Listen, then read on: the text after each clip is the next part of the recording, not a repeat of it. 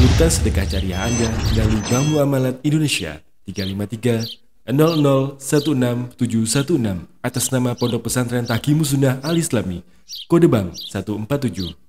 Informasi dan konfirmasi transfer SMS atau WhatsApp di 0813 7314 7983. Bismillahirrahmanirrahim. Innal hamdalillah.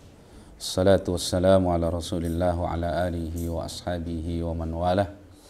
Asyhadu an la ilaha illallah wahdahu la syarika lah wa asyhadu anna Muhammadan abduhu wa rasuluh sallallahu alaihi wa ala alihi wa ashabihi sallama tasliman mazida. Ya ayyuhalladzina amanu taqullaha haqqa tuqatih wa la tamutunna illa wa antum muslimun. Amma ba'du fa inna asdaqal hadisi kitabullah wa khairal hadi hadi Muhammadin sallallahu alaihi wasallam. Syarrul umuri muhdatsatuha wa inna kulla muhdatsatin bid'ah wa kulla bid'atin dhalalah wa kulla dhalalatin finnar. Ma'asyiral ikhwah rahimani wa rahimakumullah. Alhamdulillah kembali kita bermajlis. Jeda sekali ya, kalau Senin ke-4 itu anak udzur, tidak bisa, ada jadwal di tempat lain. Baik, kita lanjutkan pembahasan kita Nawaqidul Islam, pembatal yang ke-7, sihir ya. Pembatal yang ke-7, sihir. Kita sudah bahas apa itu sihir secara bahasa dan istilah. Demikian juga apakah sihir itu ada secara hakikat. Kemarin sudah kita bahas ya, insyaallah. Kemudian pembahasan berikutnya tentang pembatal ini, sihir, hukum tukang sihir. Ya, hukum tukang sihir, apakah dia kafir atau belum sampai derajat kufur. Pertama, kembali ke definisi sihir yang pernah kita sampaikan. Sihir secara istilah syar'i adalah istikhdamus sayatin, minta bantuan kepada syaitan, wal isti'anatu bihim, dan meminta pertolongan kepada mereka, ya, li khusuli amrin, untuk mendapatkan apa yang diinginkan. Jadi minta bantuan setan atau minta tolong mereka, para setan ini, untuk mendapatkan apa yang diinginkannya. Biwasitati taqarrubi lidzalika syaitan, dengan cara bertaqarrub kepada setan tersebut dengan memenuhi permintaannya. Bisyai'in min anwa'il ibadah, dengan sesuatu dari jenis ibadah. Itu sihir secara istilah syar'i. Nah, ini kaitannya dengan tukang sihir. Berarti tukang sihir kalau dalam istilah syar'i, maka dia musyrik, kafir, syirkul akbar, kufurnya kufur akbar. Jelas ya?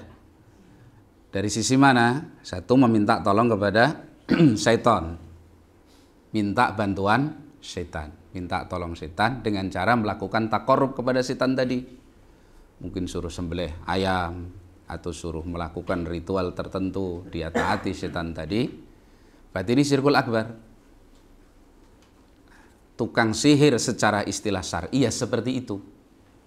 Makanya kemarin dikatakan tidak mungkin seorang itu akan dikatakan sebagai tukang sihir kecuali melalui cara seperti itu.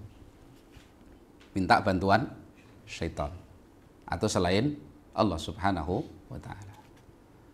Dari situ berarti tukang sihir dalam istilah syar'i, maka dia kafir, musyrik, kufur akbar, syirkul akbar. Jelas dari situ ya. Kemudian ada perkataan ulama yang mengatakan tukang sihir itu belum sampai kufur akbar. Apabila sihirnya tidak ada bentuk minta bantuan atau minta tolong kepada selain Allah, pada syaitan misalkan, atau bintang-bintang yang diyakini ada pengaruh untuk itu. Ini belum sampai derajat kufur. Seperti misalkan menggunakan ramuan, ya, ramuan tertentu kemudian diminumkan kepada orang yang diinginkan untuk dia sihir, maka kemudian pengaruh dari ramuan tadi menjadikan orang tersebut mengikuti apa yang dia inginkan. Jelas ya? Dari situ seperti Al-Imam Syafi'i rahimahullah, beliau membagi tukang sihir itu ada dua hukum. Hukum yang pertama, tukang sihir itu kafir, musyrik, keluar dari Islam apabila sihirnya ini ada istikhdam asyayatin, minta bantuan syaitan, atau isti'anah bihim, atau minta tolong kepada mereka syaitan tersebut. Nah, ini syiriknya syirkul akbar, kufurnya kufur akbar. Ini jenis sihir yang pertama. Nah, tukang sihir yang sihirnya seperti ini berarti dia kafir, keluar dari Islam. Dan itu sihir menurut istilah apa? Syar'i. Itulah yang dimaksudkan oleh dalil-dalil. Jadi kalau dalil-dalil dari Al-Quran ataupun hadis menyebut tukang sihir, maksudnya tukang sihir yang seperti itu. Ya, para dukun, tukang sihir, dan seterusnya yang sejenisnya, yang sihirnya itu pasti sifatnya apa? Minta tolong kepada syaitan atau menggunakan bantuan syaitan. Dan seorang itu tidak mungkin minta tolong kepada syaitan atau menggunakan bantuan syaitan kecuali syaitan ini akan meminta orang tersebut untuk bertakarub kepada dirinya. Kan banyak gitu kadang-kadang ritual itu ya. Sehingga harus melakukan apa? Ritual-ritual tertentu untuk mendapatkan maksud dia, sihir tersebut. Nah, ini jenis yang pertama. Maka tukang sihir yang seperti ini adalah kafir. Dari situ, kalau ditanyakan apakah tukang sihir itu kafir, kufur akbar, keluar dari Islam? Jawabnya na'am, iya. Karena sihir yang dimaksud oleh syariat ya seperti itu. Tidak ada bentuk sihir yang lain. Jelas ini, bisa difahami ini ya. Jadi tukang sihir menurut Islam itu ya seorang yang minta bantuan setan, minta tolong kepada setan untuk mendapatkan sihir tadi. Hanya itu tukang sihir menurut syar'i. Tidak ada bentuk tukang sihir yang lain. Lah bagaimana dengan tukang sihir yang menggunakan ramuan tadi? Itu secara hukum syar'i bukan tukang sihir. Cuman ulama menggolongkan dia sebagai tukang sihir karena perbuatannya mirip sihir. Bahkan dibawa kepada sihir secara makna apa ini? Bahasa. Apa kemarin sihir secara makna bahasa? Sesuatu yang samar sebabnya. Malatufa au khafiya sababuhu. Suatu yang samar atau lembut sebabnya. Jadi seorang terkena sesuatu tapi nggak ngerti apa sebabnya. Tahu-tahu kok gila ini. Nggak ngerti apa sebabnya. Tahu-tahu dia sakit, muntah darah misalkan begitu. Nggak ngerti apa sebabnya. Dicek dokter, sehat semua. Organnya utuh semua, nggak ada masalah. Tapi realitanya terjadi seperti itu. Nah, ini sihir. Jelas ya? Nah, dari situ bisa kita simpulkan tukang sihir, kalau dimutlakkan dalam hukum syar'i, tukang sihir kafir. Para dukun misalkan begitu, yang menggunakan sihir, maka dia kafir, batal Islamnya. Nah, ini yang dimaksud oleh Syekh Muhammad ibn Abdul Wahhab rahimahullahu ta'ala. Pembatal yang ke berapa? Ketujuh adalah sihir. Sihir maksudnya seperti itu. Makanya seperti namimah juga disebut sihir, tapi bukan sihir yang dimaksud oleh istilah syar'i. Itu sihir secara apa? Bahasa. Sihir secara bahasa. Ya, nah, jadi yang ketiga, pembahasan tentang hukum tukang sihir, hukmus sahir. Maka tukang sihir secara hukum syar'i, maka dia kafir, keluar dari Islam, batal Islamnya. Nah, ini yang dimaksud oleh muallif rahimahullahu ta'ala, bahwa sihir itu pembatal Islam. Ya, adapun pembagian ulama seperti Syafi'i rahmatullah membagi tukang sihir itu hukumnya terbagi dua. Satu, murtad, kafir, batal Islamnya kalau sihirnya itu ada istikhdamus syayatin, minta tolong kepada setan atau minta tolong kepada selain Allah sehingga melakukan taqarrub ibadah kepada selain Allah, seperti al-kawakib, bintang-bintang misalkan gitu. Yang kedua, tukang sihir tidak sampai derajat kufur. Dia pelaku maksiat, dosa, apabila sihirnya tidak ada unsur bertaqarrub kepada selain Allah. Jelas ya, dua ini. Tetapi hakikatnya kalau kita menggunakan istilah syar'i, kemarin sudah diterangkan, nggak mungkin seorang itu disebut as-sahir, tukang sihir menurut istilah syariat, kecuali pasti istikhdam asyayatin. Nah, jadi untuk menentukan ini tukang sihir apa tidak menurut istilah syar'i, ya pakai istilah syar'i. Karena yang dibicarakan hukum syar'i. Jadi tidak ada di dunia ini tukang sihir dalam sebutan agama Allah kecuali seorang yang menggunakan bantuan syaitan atau beribadah kepada selain Allah. Nah, terus yang menggunakan ramu-ramuan itu tukang sihir apa bukan? Hakikatnya menurut syariat bukan tukang sihir. Kan itu nggak perlu ritual-ritual tertentu. Hanya kepandaian saja ibaratnya menggunakan alat-alat tersebut. Ya, seperti misalkan orang main sulapan istilahnya gitu ya. Sulap. Itu kadang-kadang kan ada yang minta bantuan syaitan, ada yang hanya kecepatan tangan. Kan gitu ya, pulak balik kayak jadi kodok loncat-loncat begitu kan. Itu karena kemahiran mempermainkan tangan. Ada yang memang betul-betul minta bantuan syaitan. Seperti orang misalkan disihir kemudian disembelih kayaknya. Itu ada yang betul-betul dilakukan minta bantuan setan, ada yang cuman ya kemampuan mengelabui pandangan mata kita saja. Kayak kakinya dipotong, misalkan gitu ya. Tapi ternyata dibuka nyambung lagi. Itu ada yang hanya permainan saja. Mungkin kaki dua orang gini dipotong sini gitu ya.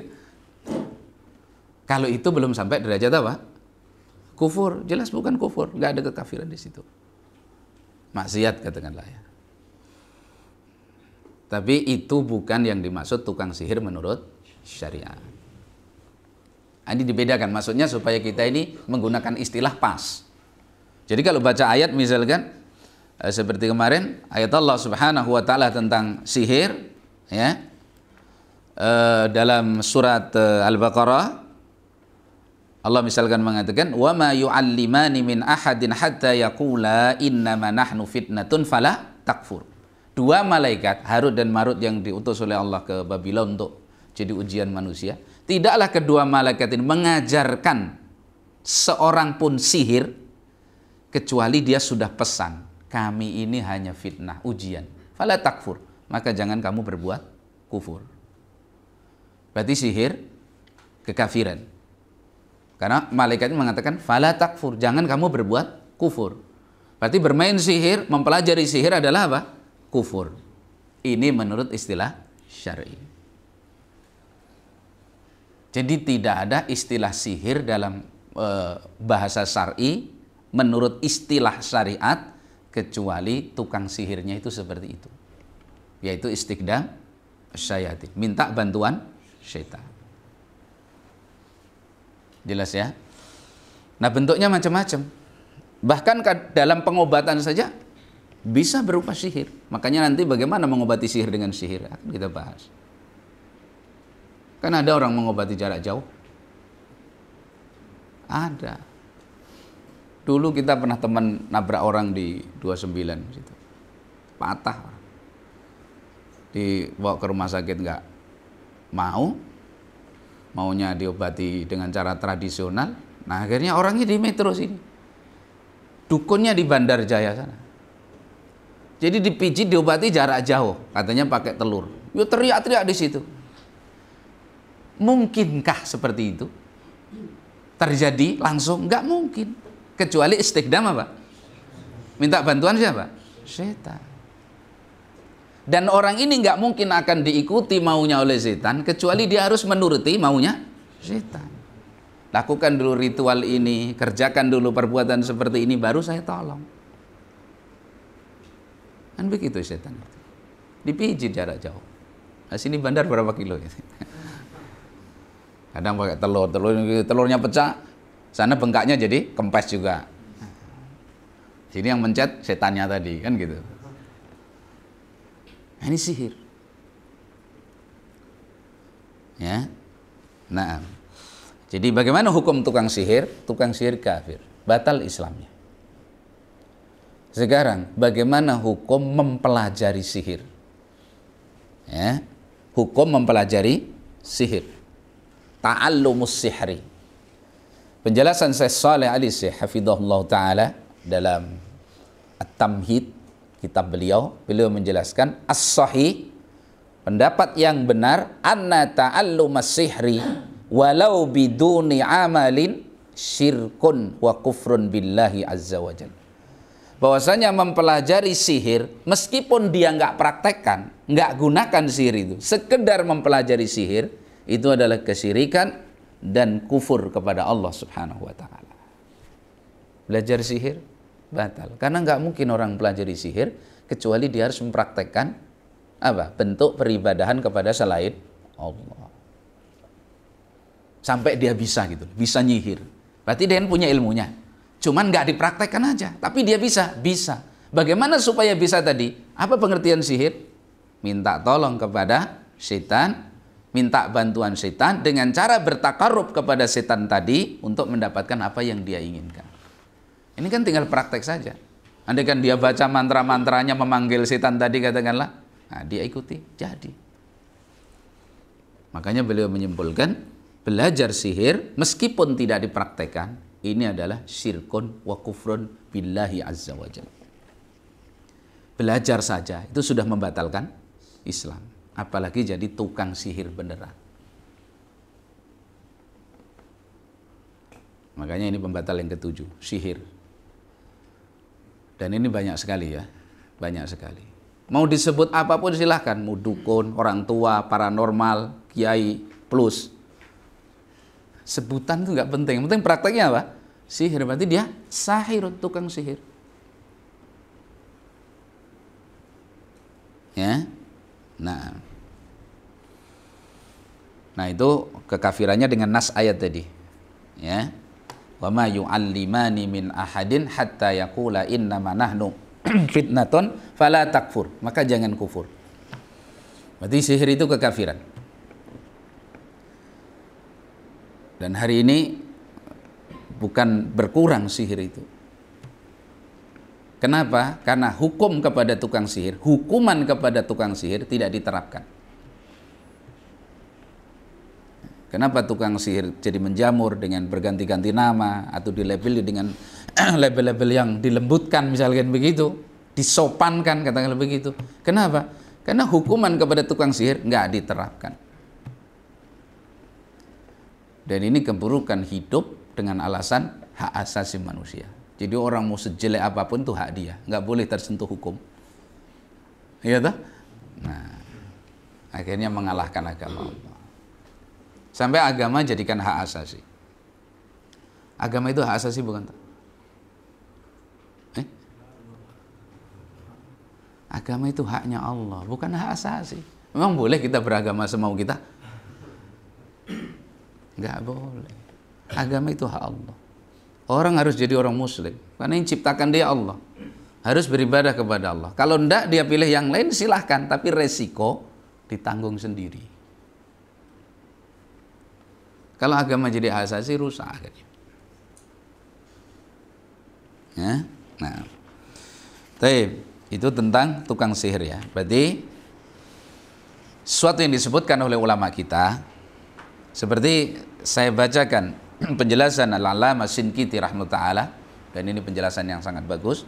Beliau katakan tentang tukang sihir dan sihirnya. Fa in kana sihru mimma yu'azzamu fihi ghairullah.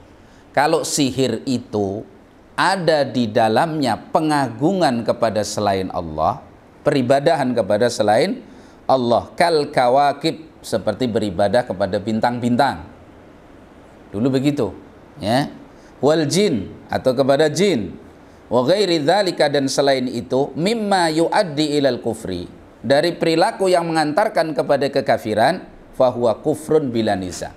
Maka sihir seperti itu adalah kufur tanpa ada perselisihan. Dan ini sihir menurut istilah apa? Syar'i. Jelas ya? Jadi kalau ada di dalamnya bentuk minta bantuan atau minta tolong atau taqarrub kepada selain Allah, berarti itu sihir kufur tanpa ada perselisihan. Salaf kita nggak pernah berselisih, ya. Wa min hadzal nau' sihru Harut wa Marut al-madhkur fi suratil Baqarah. Dan termasuk jenis sihir itu adalah sihirnya Harut dan Marut, dua malaikat yang Allah kirim ke Babylon, ya, yang disebutkan dalam surat Al-Baqarah. Makanya sihir dalam istilah syar'iyah itu sihir itu. Bentuknya seperti itu, ya. Fa innahu kufrun bila nizain. Maka sihirnya Harut dan Marut, sepakat ulama itu sihir yang kufur. Lihat nanti di semua penafsiran. Fala takfur, itu kufur, pembatal keislaman. Nah, sihirnya Harut dan Marut itu bentuknya sihir yang istighdam as-sayatin, minta bantuan syaitan. Jelas ya? Itu nah. Kama dalla alaihi qauluhu ta'ala, sebagaimana ditunjukkan oleh firman Allah Subhanahu wa taala dalam surat Al-Baqarah ayat 102. Wa ma kafara Sulaimanu walakinna syayatina kafaru yu'allimuna an-nasa as-sihra. Sulaiman tidak kafir. Jadi yang tukang sihir yang mengajarkan sihir itu bukan Sulaiman. Salah. Orang-orang Yahudi kalau menasabkan sihir kepada Sulaiman itu dibantah oleh Allah Subhanahu wa taala. Apa yang ada pada Sulaiman itu mukjizat, bukan sihir. Seperti yang ada pada Musa itu mukjizat, bukan sihir. Ya, Sulaiman itu kalau bahasa orang sekarang, alaihissalam, sakti orangnya, bisa terbang. Dan itu nggak fiktif, benar-benar bisa. Karena kendaraan beliau angin. Jadi angin itu ditundukkan oleh Allah untuk Sulaiman. Nggak ada kekuasaan yang Allah berikan kepada satu pun makhluk sebagaimana yang Allah berikan kepada siapa? Sulaiman. Jadi ingin ke ujung bumi sana, ya udah panggil angin, bawa saya ke sana, dibawa. Bisa terbang nggak itu? Bisa. Nggak naik daun pisang kan gitu. Itu fiktif, cerita orang Sufia, ya. Nah. Taib. Jadi itu sihirnya Harut dan Marut. Jadi Allah katakan Sulaiman tidak kufur, tapi syaitan yang kafir itulah yang mengajarkan manusia apa? Sihir. Itu syaitan. Ya. Kemudian tentang Harut dan Marut, wa ma yu'allimani min ahadin hatta yaqula innama nahnu fitnatun fala takfur. Tidaklah kedua malaikat tadi mengajarkan kepada manusia siapapun kecuali sudah berpesan, jangan kamu kufur. Berarti sihir kufur, ya. Kemudian ayat Allah, wala qad alimu laman ishtarahu ma lahu fil akhirati min khalaq. Dan sungguh mereka telah tahu bahwa apa yang mereka perdagangkan yaitu sihir. Kemarin sudah dijelaskan ya, kenapa Allah menyebutkan laman ishtarahu, sungguh orang yang memperjualbelikan sihir. Orang beli sihir, alat tukarnya apa? Hah? Apa alat tukarnya? Iman dan tauhidnya. Jadi tidak mungkin seorang itu jadi tukang sihir atau mempelajari sihir kecuali dia telah menukar sihir tadi dengan apa? Iman dan tauhidnya. Batal. Nggak punya lagi iman, nggak punya lagi apa? Tauhid. Maka Allah ungkapkan dalam firman-Nya, walaqad alimu laman ishtarahu. Sungguh orang yang membeli sihir tadi, malahu fil akhirati min khalaq, tidak dapat bagian apapun di akhirat. Udah habis di dunia. Orang yang nggak dapat bagian apapun di akhirat, berarti apa? Hah? Kafir, keluar dari Islam. Jelas ya, hukum tukang sihir berarti apa? Kafir. Yang kedua, jenis sihir yang kedua dijelaskan As-Sinkiti, masih kalam As-Sinkiti. Wa in kana as-sihru la yaqtadil kufra. Kalau sihirnya itu tidak mengharuskan kekafiran. Bagaimana sihir yang enggak berbentuk kekafiran? Kal isti'anati bi khawasi ba'dil asya' min dahanatin wa ghairiha. Sihir yang menggunakan sesuatu, benda-benda khusus yang bisa dijadikan untuk mempengaruhi dan memperdaya akal pikiran manusia. Ya, min dahanat seperti minyak, oles, atau ramuan-ramuan. Ada seperti itu. Seorang dikasih minum cairan itu yang dia sudah ramu tadi, akhirnya dia ngeblank. Udah nggak punya apa-apa. Terserah bagaimana yang mengarahkan orang yang telah memberi sihir tadi, bahasanya begitu.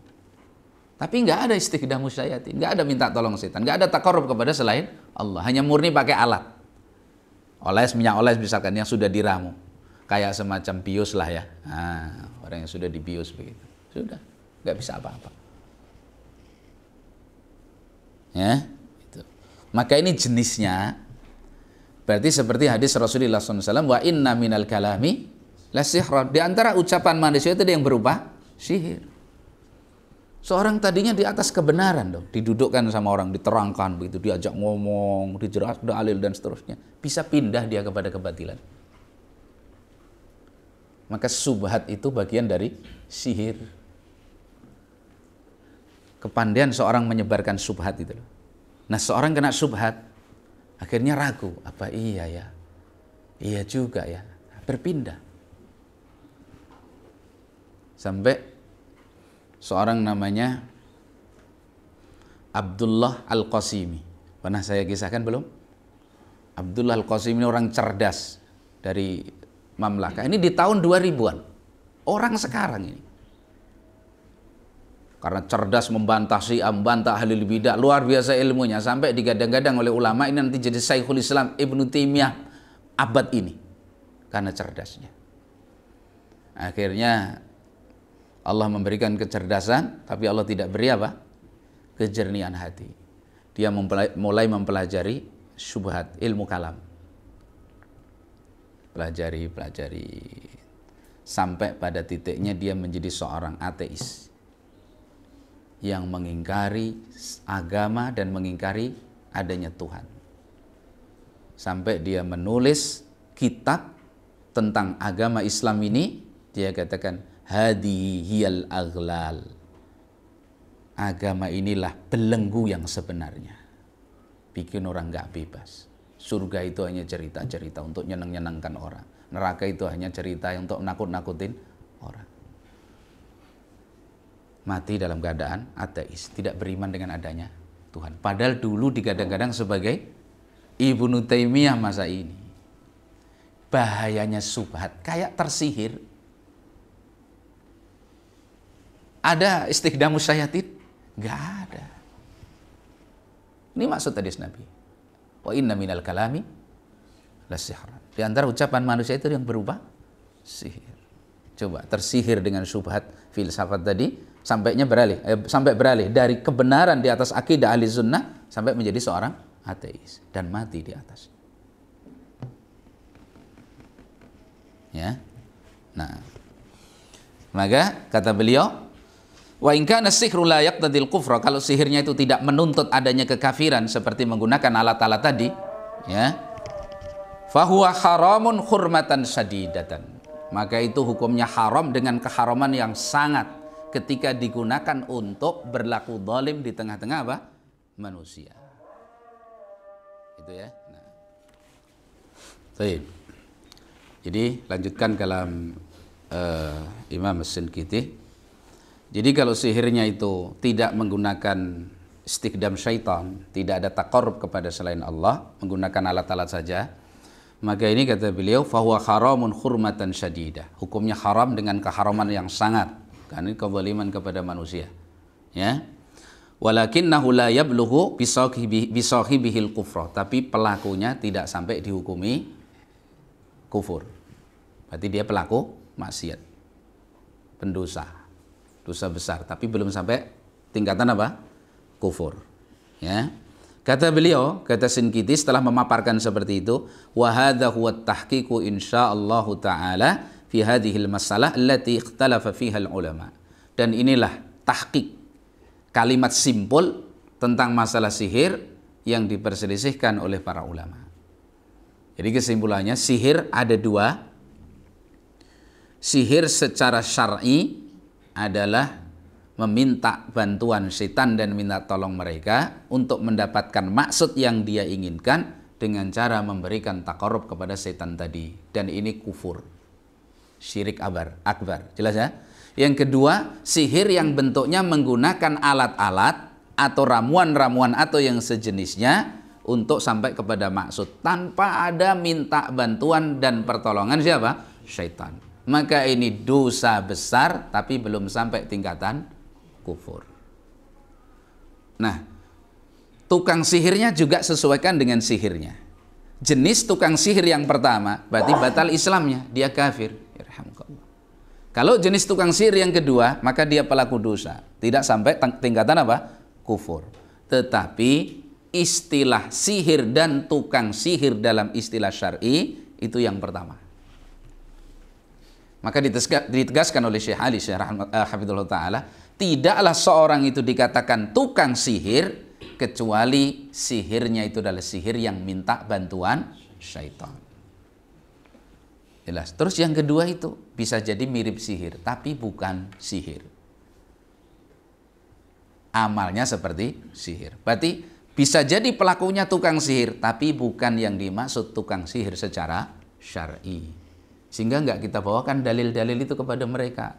Karena dalil-dalil yang datang dalam Al-Quran ataupun dalam hadis itu maksudnya adalah sihir secara pengertian apa?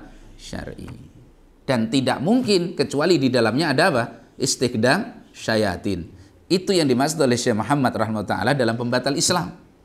Karena kalau sihir bentuk seperti itu, maka bisa dipastikan itu adalah membatalkan apa? Islam. Dan itu yang banyak praktek yang ada seperti itu. Sedikit sekali tukang sihir yang tidak menggunakan syaitan.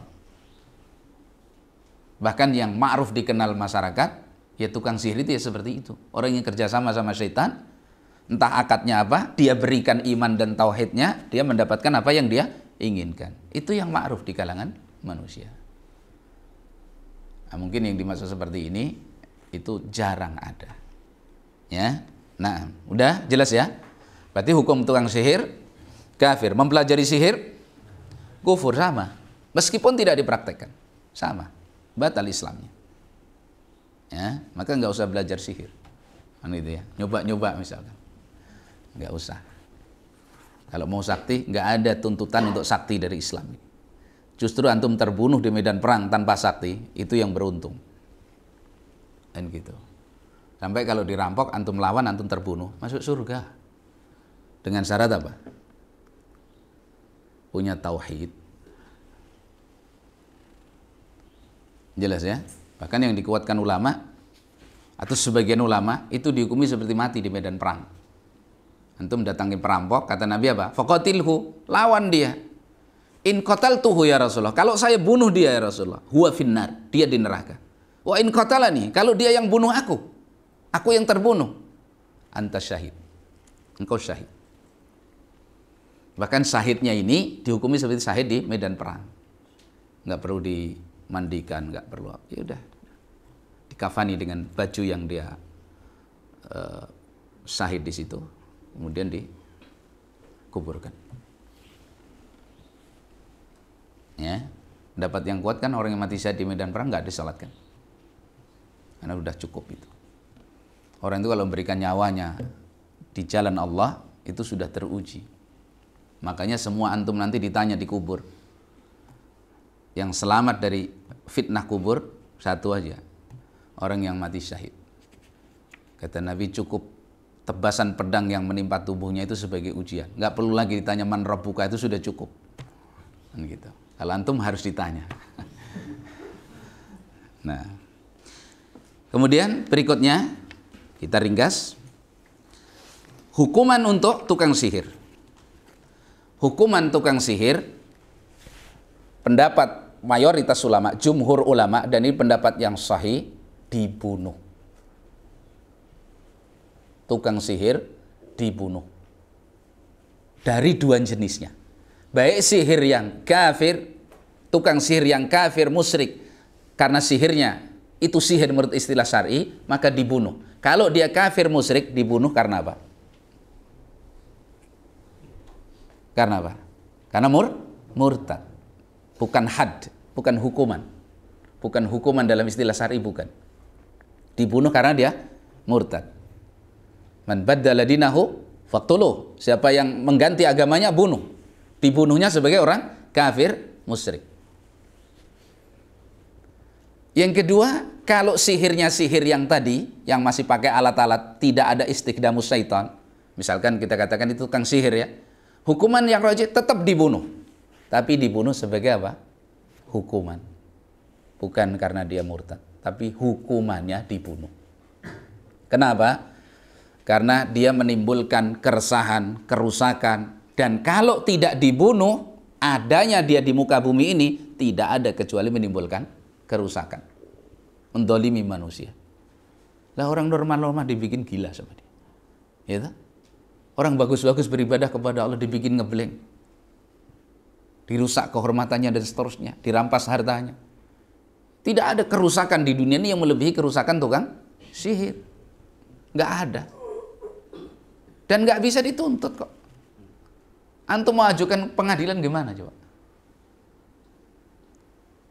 Pak polisi tangkap dia nyihir saya, mana buktinya nyihir? Makanya dikatakan apa? La tufa wa khafiyah sababu. Lu enggak samar, enggak ngerti. Orang sakit begitu misalkan ya, muntah darah, keluar apa misalkan? Hah? Pelek misalnya gitu ya. Mati dia di situ misalkan. Dia mau nuntut siapa? Dia yang nyihir saya. Punya bukti? Enggak bisa. Malah udah mati dihukum lagi nanti dia.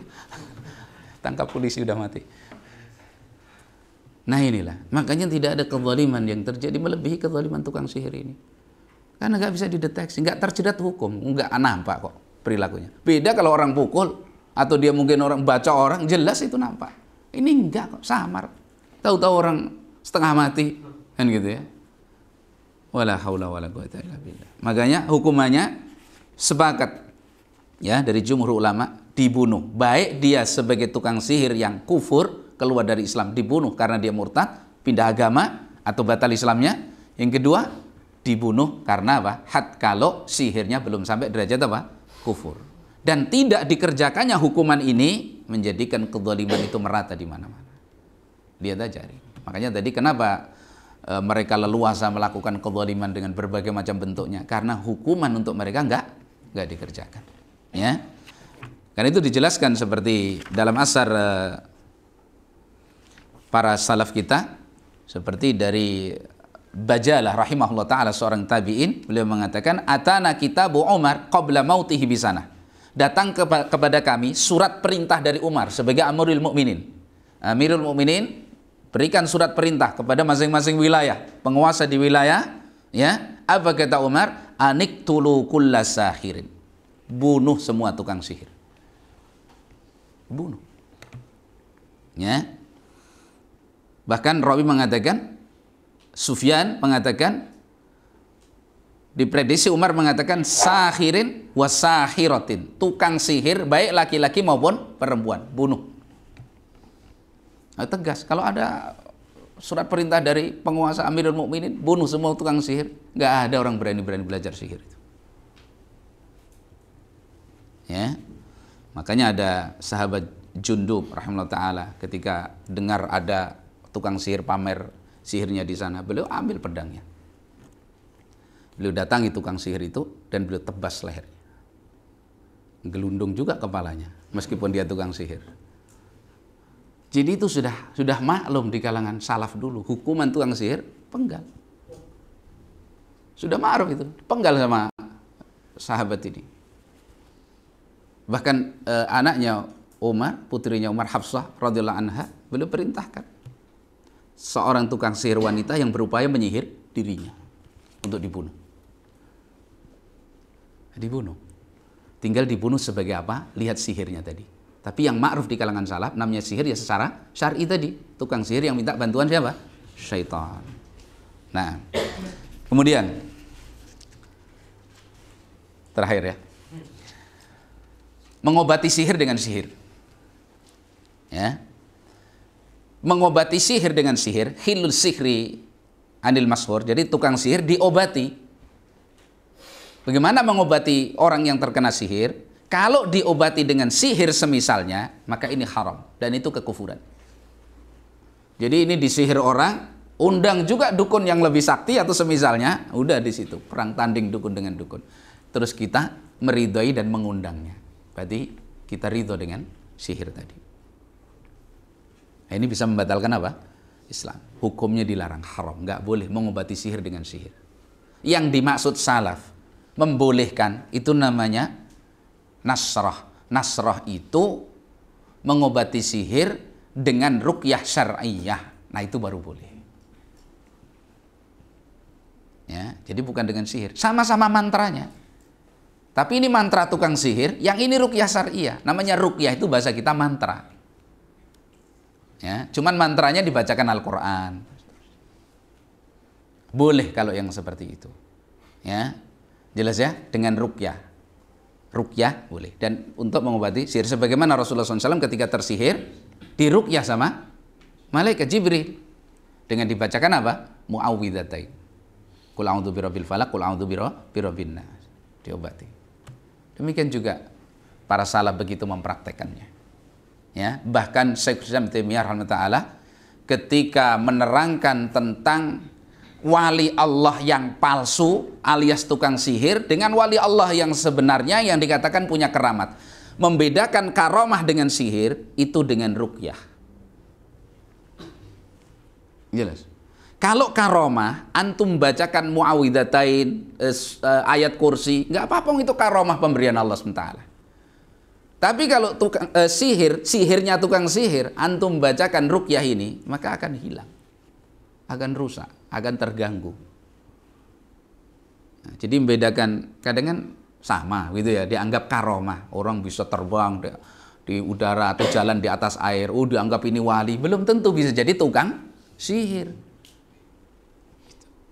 Di ruqyah aja, kalau lagi jalan di ruqyah delep, berarti tukang sihir dia. Gitu. Kalau ruqyah antum diterima kan gitu oleh Allah Subhanahu Wa Taala, itu ya. Nah, jadi kemudian yang perlu Anda ingatkan, tidak boleh menjadikan ruqyah sebagai sumber penghasilan. Anda bermajelis di hadapan Mufti Madinah Syekh Saleh Suhaimi hafizahullah taala, beliau mengingatkan keras. Orang yang menjadikan ruqyah yang katanya syariah itu sebagai sumber penghidupan, maka dia dajjal, kata beliau. Penipu manusia, penipu kaum muslim. Mengambil harta manusia dengan cara yang batil. Tidak boleh. Nggak ada sahabat dulu menjadikan profesi jadi tukang ruqyah. Dan nggak ada belajar ilmu meruqyah. Nggak ada. Ada?